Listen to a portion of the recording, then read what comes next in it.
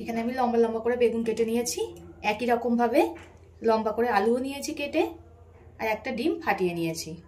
এদিকে আমি কড়াতে তেল গরম হতে বসিয়ে দিয়েছিলাম, তেলটা গরম হয়ে গেছে। কেটে রাখা আলুগুলো দিয়ে দেবো ভাজার জন্য। আলুগুলোকে লাল লাল করে ভেজে নিতে হবে। আলুগুলো আমার ভাজা হয়ে গেছে প্রায় লাল লাল করে। একটা বড় সাইজের পেঁয়াজ কুচি দিয়ে দেবো এর মধ্যে।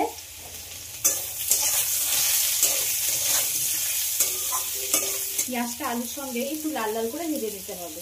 এবার পেঁয়াজ আর আলুর মধ্যে কেটে রাখা বেগুনগুলো দিয়ে দেবো। দিয়ে দেবো স্বাদ মতো লবণ। লবণটা দিলে বেগুনটা তাড়াতাড়ি নরম হয়ে যাবে, ওই জন্য আগে থাকতেই আমি লবণটা দিয়ে দিলাম।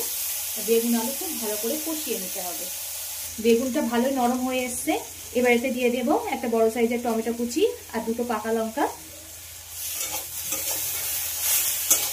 আবার সব কিছু টমেটোর সঙ্গে খুব ভালো করে কষিয়ে নিতে হবে।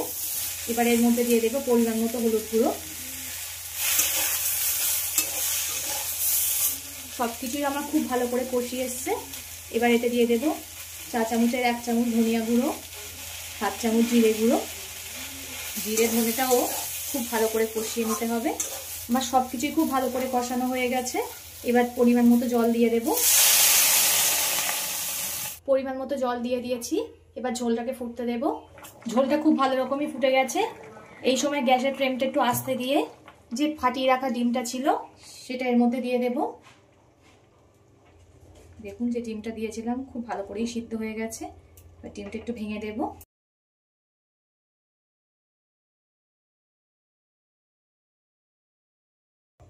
এইভাবে আপনারা বাড়িতে একবার ট্রাই করে দেখবেন, অসাধারণ লাগে খেতে।